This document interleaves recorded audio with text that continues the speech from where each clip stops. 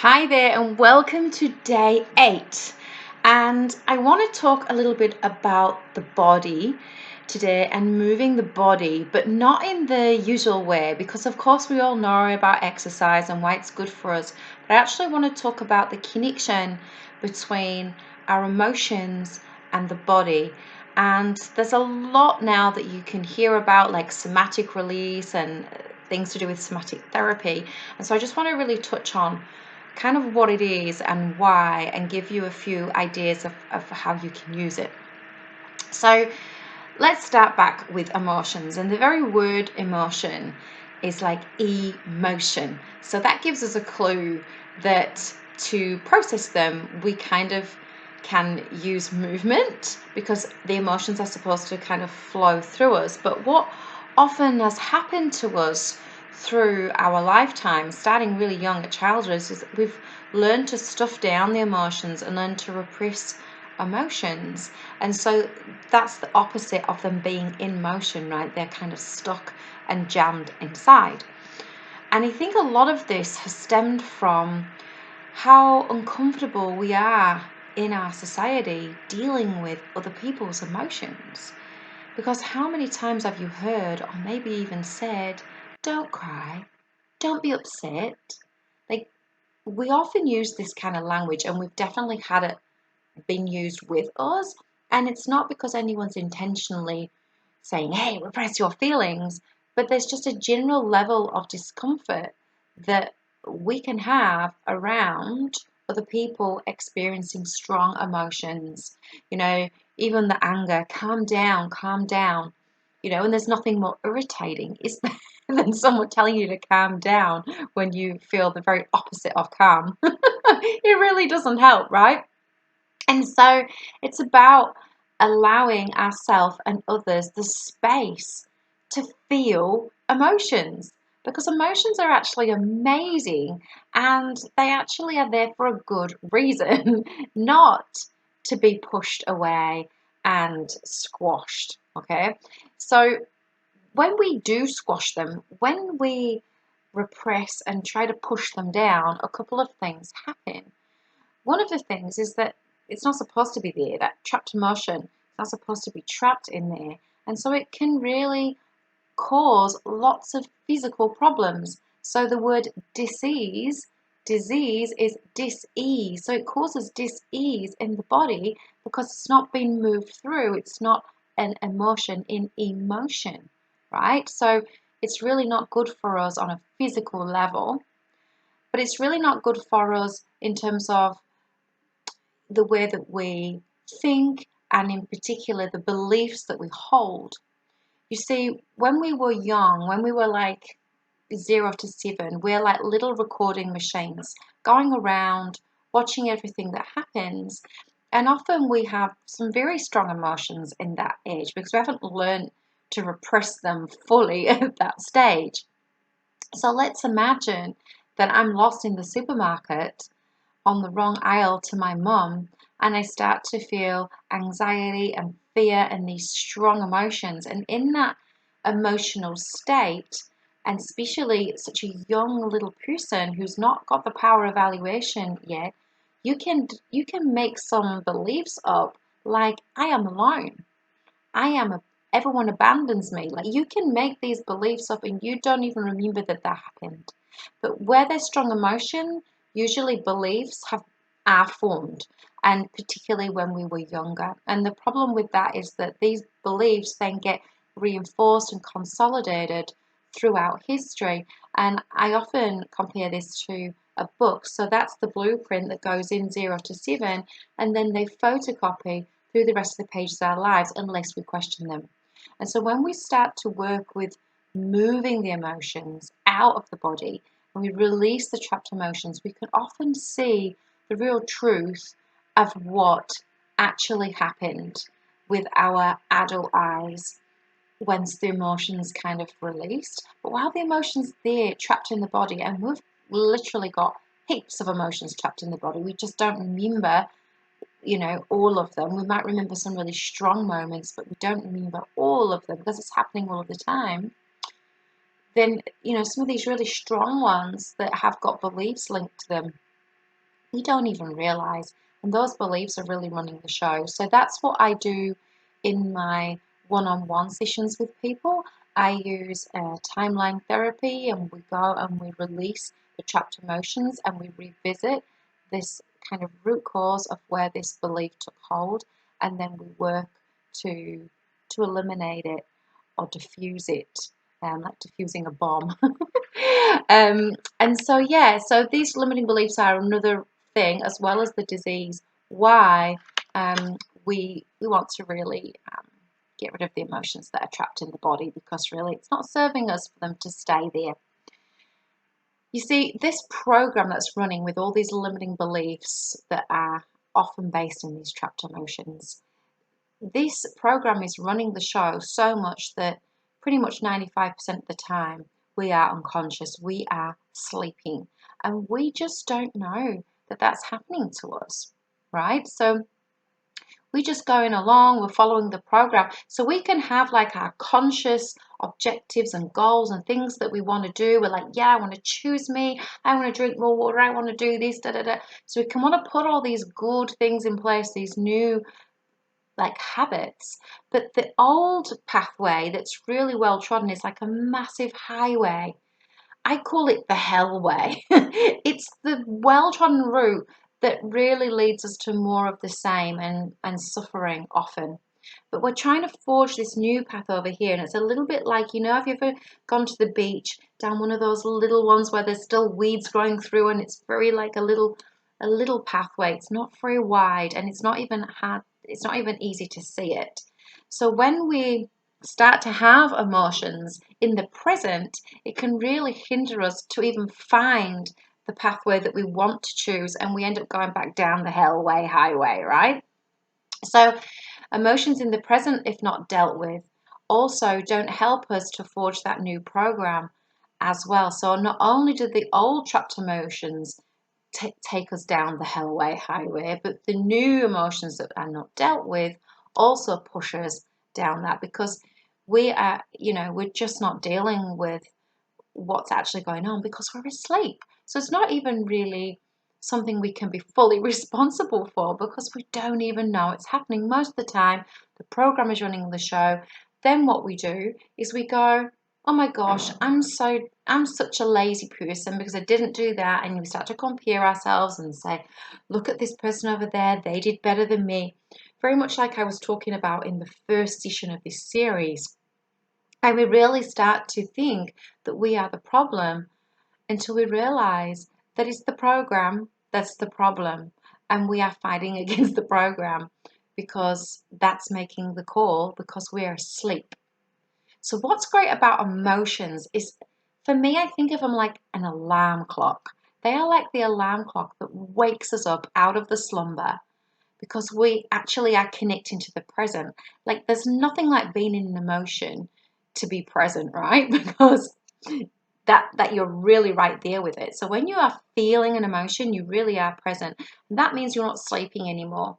And so if we can pay attention to our emotions, they are clues for what is actually happening. Now, for me, most of the time, I see my emotions as clues to where I'm out of alignment with my values, with my integrity, all of those things. Because if I feel something like guilt, it's because there's something happened that's not in alignment with me. Like I've done something probably from the old program that my new program's going, hang on, you don't want to do that. That doesn't line up with you. Maybe I didn't tell the truth just then, and I know that, and so now I'm feeling this emotion and I'm trying to stuff it down, and I'm not even sure what the emotion is, but I'm feeling something. When we go to connect with it, it can reveal to us where we're out of alignment. So it really helps us to choose that new path, or that new healthy pathway that we choose when we're awake. So emotions are not to be stuffed down and not to be labeled bad.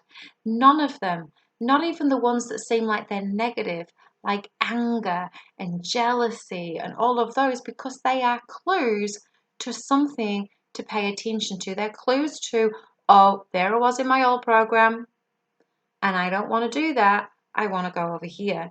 So we can help to release them, and then we can really see that. So it is an invitation at that moment for us to make a change to the program when we feel an emotion, if we allow ourselves to feel the emotion. And once we process them, we can see the truth of the matter. And not only will it help us see the truth of the matter, but it helps us to be more calm. You see, if you imagine this is my cup of tea that I have here, and imagine I was putting drops of water in here, and this is all of the tension building up through the day. And at some point, it gets to the point where it starts to spill over, okay, because there's too much in the cup. So that's what it's like when you're repressing your emotions. It's building up, it's building up, it's building up, and at some point it's overflowing, and that's when we have an outburst.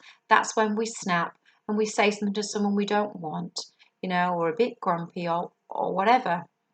And if we can just do things to keep the cup down, we're not going to overflow. So we're going to stay in a lot more of a calm state. So it really does help to start to learn to process the emotions. So there are lots of different things that you can do. And from a somatic point of view, one of the easiest things is to use your body to process the emotions, because you're not having to reconnect with any kind of trauma or anything like that. You just let the body do its thing. Because if you look in the animal kingdom, animals shake. I saw my daughter's little dog doing this recently. Someone came in the house and I saw her frantically, just her body was shaking, her mouth was shaking as well. And I actually thought that maybe she'd eaten something she shouldn't. I was like, she grabbed some chocolate from somewhere? Like, what happened? But after a while, she just stopped shaking and started running around like nothing was wrong again. And that's what animals do. They release it with their body, they go into a natural shake, and then they're good. They're really good. I mean, even as a little kid, we used to do things like that, right? That we used to like use our body, the whole toddler tantrum thing, like we used to get it out of our body. And so shaking really, really helps, particularly shaking that's focused around the core and the kind of pelvic region around their like hip area, because it's very long muscle called the psoas muscle that kind of goes around the core. It's kind of like this, and it holds all the emotions. So if you think about it, if you're tense, if you're scared, if you're like, you kind of hold it around your core area, and it gets trapped in the psoas muscle. It really does hold the emotions. So there's something called TRE, trauma release, and there's lots of different exercises. There's about 7 different exercises you can do. And it's actually amazing because it puts us into a bit of a shaking state. Now, it's a bit weird at first, but it really, really works. So the best way to get into this, especially when you're not used to it, is to kind of exhaust your body first. So if you've been to the gym or you've been for a run or you've done some exercise, that's the perfect time to have a go at it. Or you can just simply tire out that area of the body. So have you ever done the exercise where you have your back to the wall and your knees bent, and they use it to like tighten the butt and the quads, and it's for your thighs and your butt, and you just sit against the wall? So if you do that, if you sit against the wall and even lift your heels off the floor if it's not tiring you out, just do that for as long as you can start to feel yourself get tired. You want to be on a scale of 1 to 10, and 10 being like, this is unbearable now, to be about a 7, and then you can just come up a couple of inches and repeat it and just keep coming up the wall, either with your heels down, your heels up, or your heels down and your toes up, just trying different moves. And you might start to feel a little bit of a shaking when you're getting tired, but just do it so that you start to feel really tired. Now, somebody who's really strong, who does a lot of exercise, is probably going to need to do that for more than 5 minutes, but for someone else it might just be like 2 minutes. So it depends how fit you are, how tired it takes your muscles to get fatigued. But once you do that, you can do some amazing exercises.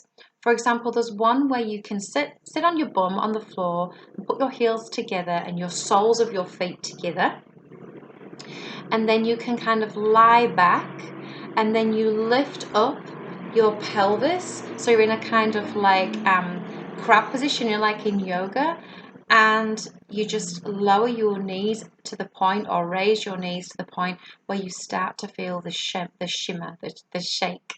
Okay, so I'm going to put some links to some exercises because I think it's things you want to actually see so you can follow them. But if you do that, start with just a few times a week because it can be a lot at first. And then you can start to incorporate that into every day so that you are, taking water of the build-up of the emotions out of the cup so you don't overflow. And you may feel, for some people when they do it, it energizes them. And for some people it makes them feel sleepy.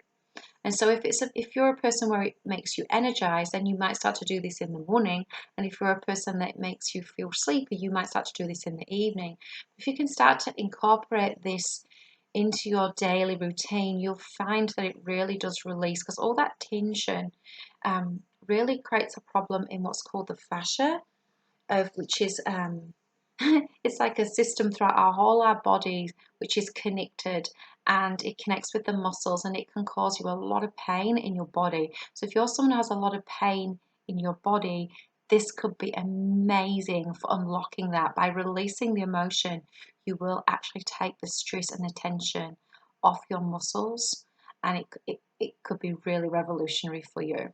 So that's one thing. Okay, so another thing you can do is, I've got a friend, she does amazing massage. So if you are local to me in Tauranga, New Zealand, hit me up, because my friend Devo is amazing. She's an intuitive masseuse, and she works with getting the emotions out of the body, and particularly with the psoas muscle. So she's done some amazing things with me where she's just released it out, and it's been incredible. So you could then, it's not the everyday masseuse that works with the psoas muscle, but if you can find a masseuse that knows about the psoas muscle, you're good. So just ask them, do you know about the psoas muscle and the relation between emotions and the somatic connection between here and the body, and see if they know what you're talking about. If they do, go for it. It's a really good way for you to get some of that, heavy blocked stuff out of your body. Now, one of the ways I often get emotions out of my body fast, and I taught this to my kids and I teach it to my clients, is called the dial-up technique. So if you imagine like a volume button, like we used to have on the car radios before everything was digital, and on our old stereos. So you had like 0 and then you had like full volume here. So we kind of go, okay, if full volume was at the moment is a 10, we ask ourselves, how strong am I feeling this emotion? So let's imagine I'm feeling anxious. I think I go into my body and I go with the first number. I go, okay, what am I feeling out of 10? How anxious am I? Maybe I get 8. So I go with 8. And I even ask myself, where am I feeling in the body? Now, if you're connected with your body, you might actually feel it in your body. But if you're disconnected in your body, you might not even know. Or you might just get an idea drop in through the mind. So go with that. It doesn't matter if you don't know. Just still do the process. And so what we do is we go into the emotion, and if we do know the area, we go into the place where we're feeling it. And we go into that emotion and we start to count upwards. So when I do this for other people, we count up to 20. But when I do this for myself, I go up to 30 or higher. So I go as strong as I can possibly feel it. And so starting at wherever I am, whether that's an 8 or whatever number is out of 10, I start to go up, and as I do, I increase the intensity of how strong I'm allowing myself to feel the emotion, which sounds really weird because you might be like, well, why would I want to do that? But it is the only way to get the emotion released from the body in that way. If we're not going to do somatics, if we don't feel it, then we can't release it in that way. So for example, I use this example, which is pretty gross, but have you ever been nauseous to the point where you feel so bad, and no one likes to vomit, right? So we hold it in, we hold it in, we hold it in until we get to the moment when we have zero choice and we just projectile and it comes out. And afterwards, we just feel this sense of relief because we don't feel as bad anymore. We feel straight away, we feel better than we did before we actually vomited. And then we think, why didn't I let myself vomit before? Why did I hold it in? I know, but we're so scared to go through that experience because it's quite strong that we avoid until we can't avoid it anymore, and out it comes, and then we get the relief. And that's the same with feeling emotions. So instead of pressing down the emotions, if we actually allow them to come up and feel them and experience them and let them rise up and do the job that they're supposed to do, then we can release them because they've done their job. They don't need to be repressed. So when I start to dial up the intensity, I get all kinds of things come into my awareness. So I'll get different thoughts. I'll get different judgments. Oh, well, because they did this and da da da, and I start to get all these things, or it's not fair, or whatever the self-talk is that's going on as I'm processing the emotions. So I'm just noticing all of it coming up. I might even get images. I might get memories. Like, I just allow it all to come up until I'm feeling it as strong as I can. So I keep counting up until I can't get it any more strong. And then I just stay with that emotion to feel it as strong as I can for as long as I can. And then I keep observing it, allowing anything to come up until it goes down. It starts to settle.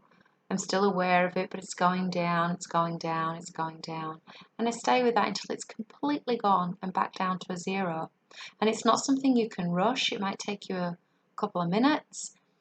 But through that, the emotion that is the alarm clock, remember, is doing its job because it's allowing you to see and gain awareness on what's going on.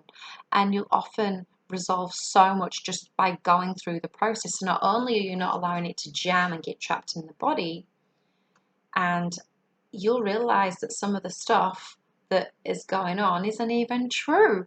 And you're like, oh, look at that, Or you just wanted to feel it, acknowledge those feelings and then you can go, I don't actually feel that anymore now. That's okay. So you just feel so released. It's like a weight off your shoulders.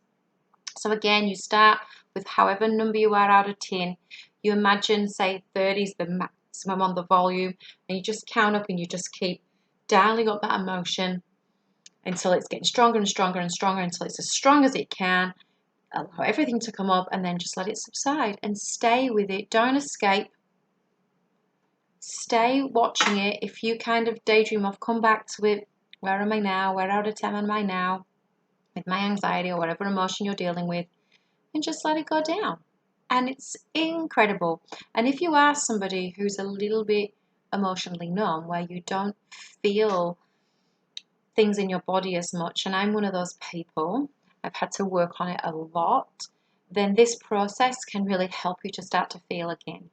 You see, for a lot of us who've experienced particularly childhood trauma, from whatever, through parents, through kids at school, whatever it happens to be, but this trauma is all trapped in the body, all these emotions, and at some point we made what's called in Gestalt theory a creative adjustment.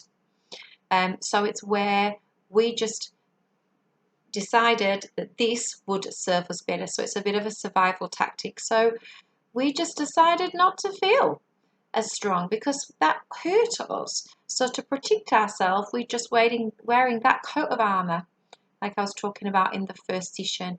And so with our coat of armor on, we can easily access our feelings. So little by little, by starting to process the feelings in the present that are coming up, we notice the clues. We can go from the hellway, highway to the new path, the new neural pathway that we want to go down. And we can start to feel again. We can start to have connection with our body instead of denying the body. Because a lot of us who have gone into this numbness in the body, if you're one of those people as well, you'll know what I mean. It's almost like you can even disconnect so strongly with your body that you can have, like as if it's a secret thing, like it's your head up and the rest of it's something else, some it thing.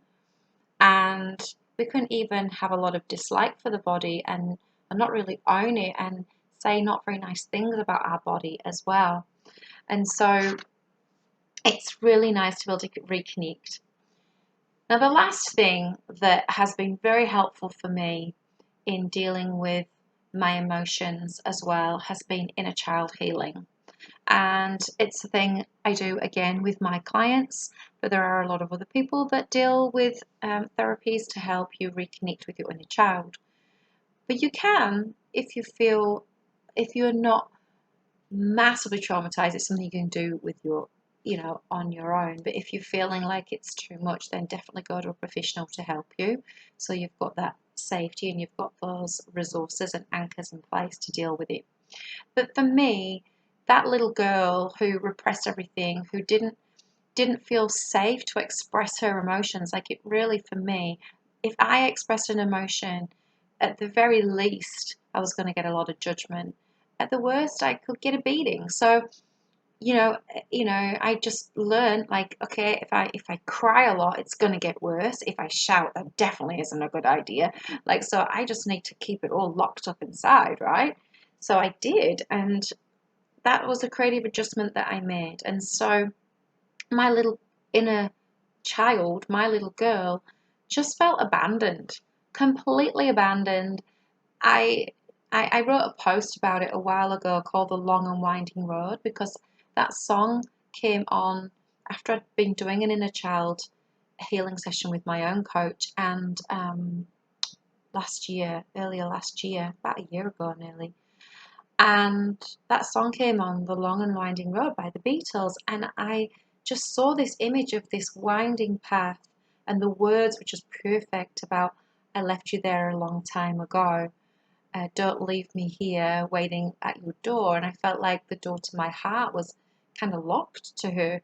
And I just skipped off. Like, after I left home and went on to university, I was like, brilliant, I'm in charge of my own shit now. I can do what I want. And I just went off and created my new life, my new reality. And I didn't look back.